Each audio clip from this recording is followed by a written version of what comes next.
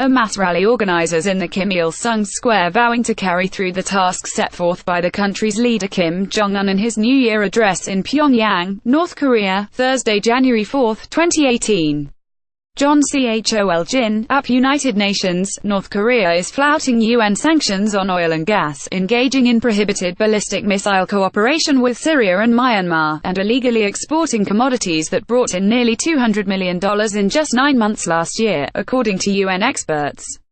The experts said Pyongyang is still able to access the global financial system through deceptive practices combined with critical deficiencies in the implementation of financial sanctions. And it continues to engage in widespread conventional arms deals and cyber operations to steal military secrets, the panel said.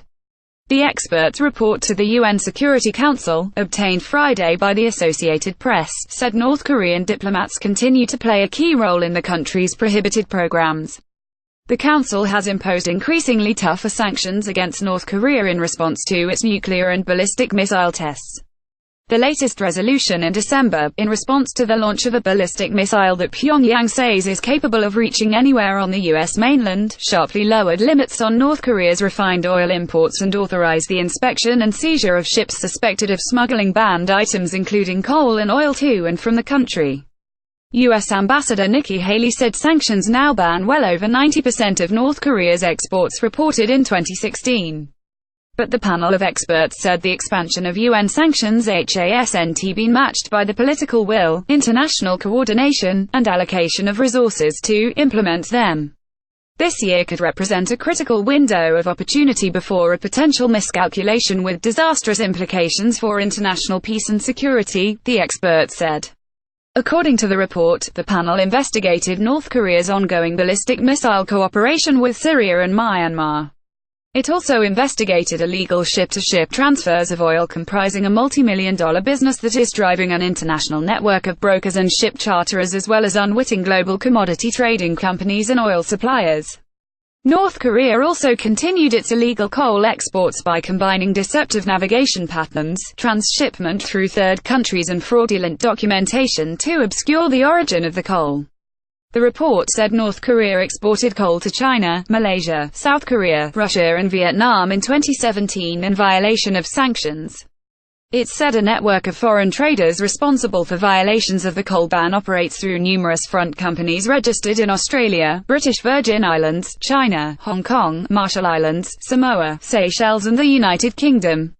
The experts said North Korea also exported $125 million of iron ore to China last year in violation of sanctions.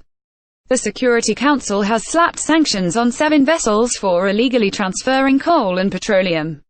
The panel said stepped-up efforts are crucial to curb these rampant illicit activities. The experts also cited critical deficiencies in implementing financial sanctions.